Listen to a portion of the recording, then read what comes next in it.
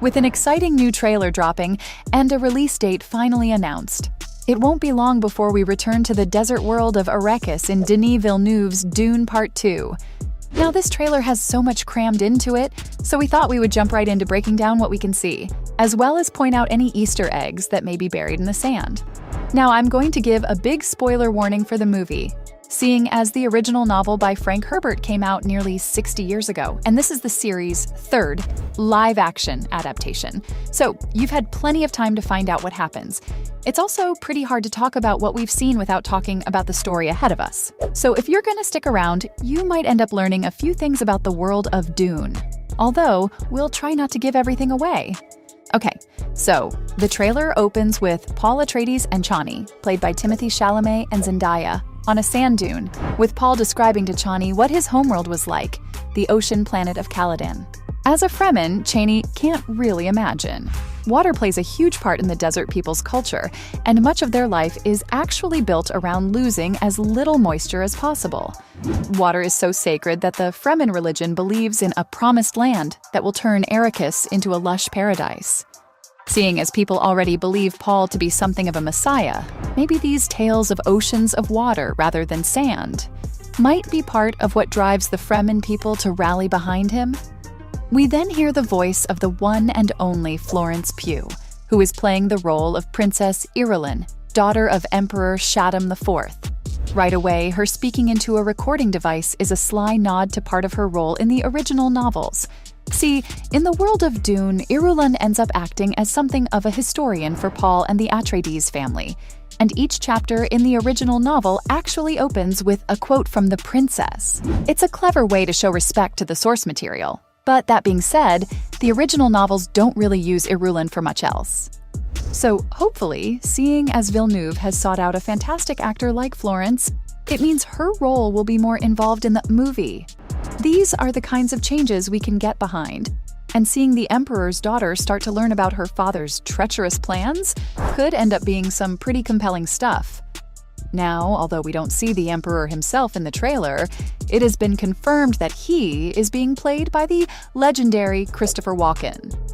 This is definitely an interesting choice, seeing as he is such an iconic actor. So it will be cool to see how he fits into the world that Villeneuve has created. We also see Lady Jessica, Paul's mother, sporting some fresh new face tats and being carried around in a wicker basket. This indicates that she has risen to become the Reverend Mother of the Fremen, a religious role for women who have vast knowledge and the power to see the future. We actually get a glimpse of the ritual that Jessica has to undergo for this a little later in the trailer. We see a hooded figure holding a fancy glass bottle of what is probably the water of life. Now, this is like the holy water of the series, but imagine if holy water was actually tequila. No, for real. In Dune, the water of life is made by drowning a baby sandworm in water, which releases a whole bunch of spice melange, turning the drink into a crazy psychedelic. By ingesting the liquid, a potential Reverend Mother goes on a bad trip, which can straight up break the unprepared mind. But if they survive, the Reverend Mother is able to access the memories of all of her ancestors. Well, all of the female ones anyway.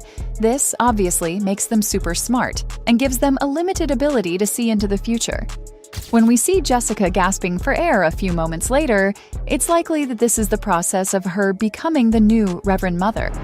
Now, this is kind of the core of the Bene Gesserit plans, and why people think Paul is a messiah. Because whenever a male tried to drink the water of life, they just die, like every time. So, the big Bene Gesserit plan has been to selectively breed members of their order over hundreds of years, and eventually produce a male who can survive drinking the water, which is who people think Paul is. This is no doubt going to play a huge part in the story, especially once I remind you that Lady Jessica is pregnant with Leoto's baby. That's right, there is another Atreides bun in the oven, which was revealed in the first film, so don't get mad. It'll be interesting to see what the water of life does to Paul's unborn sibling, won't it? But that's all I'll say about that plot point for now. We then see Paul using a thumper to summon a sandworm to ride, which is a sort of rite of passage for the Fremen. We see Stilgar then telling Paul not to try anything fancy before he ends up riding a huge sandworm, leaving Stilgar looking rather shocked. Not only could it be because he sees that Paul has some pretty crazy abilities for a kid who is new to the desert, but in Fremen culture, if someone wants to take control of a tribe, they have to fight the current leader to the death. So maybe Stilgar is there thinking, "Oh man, this kid might be coming for me." We also get a glimpse of Austin Butler looking a little different to how he did as Elvis. Butler is playing Feyd-Rautha Harkonnen, who is a rival to Paul. He is the nephew of Baron Harkonnen, who is responsible for the fall of House Atreides in Part 1, and is the younger brother of Dave Bautista's character, Raban. We get a glimpse of Feyd fighting in a gladiator ring on what looks like the Harkonnen home planet, Gedi Prime.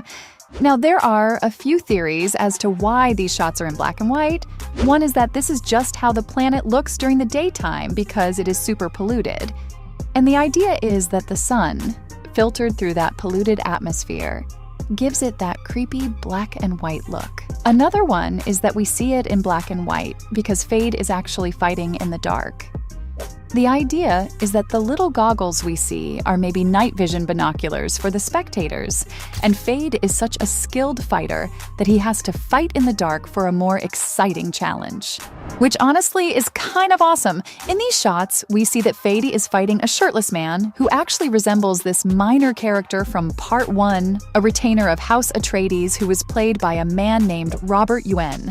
Now, Robert Yuen is actually the stunt coordinator for the films and developed the look of the fighting style that we see in the movies. His appearance in the first film was a small cameo. But maybe seeing him here on Gedi Prime means that his character was captured by the Harkonnens and forced to fight in the arena. He's not the only one to survive the purge of Arrakis, though. We also get a glimpse of John Brolin's character, Gurney. Now, it's only for a second, but he's definitely going to play a bigger role in Part 2.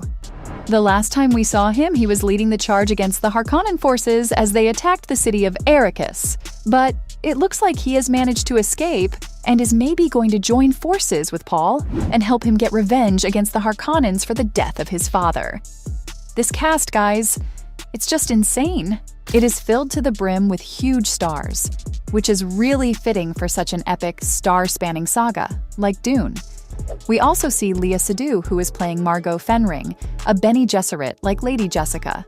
She's in the shot holding those suspected night vision binoculars, but we also see her getting up close and personal with Feyd-Rautha. It makes you wonder, seeing as everyone thinks that Paul is dead, maybe the Bene Gesserit need someone to get some genetic material from Feyd in order to make the new Messiah.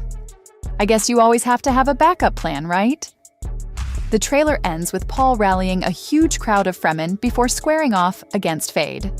The line, "May thy knife chip and shatter," is actually what the Fremen Jamies said to him before their fight at the end of Part 1. It's also a direct line from the books, and let's be real, is pretty freaking cool.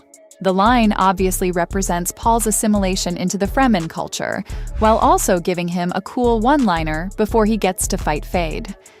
Let's remember that Villeneuve has called Part 2 a war movie, so it looks like we are going to get some spectacular action and massive fight scenes. Obviously, with a series as deep as Dune, there is just so much to talk about, and even here, we have barely scratched the surface. While we are excited to see this legendary series get the adaptation it deserves, it remains to be seen if Villeneuve will adapt any of the sequels after he is finished with Part 2. Hopefully, the movie will be a smash hit, and we will continue to see Villeneuve's incredible vision of Arrakis in the future. Anyway, hopefully you're excited to see the new film when it hits theaters later this year. Until then, why not revisit the first film and get yourself as hyped as we are? Until next time, this was all the Easter eggs in the Dune Part 2 trailer.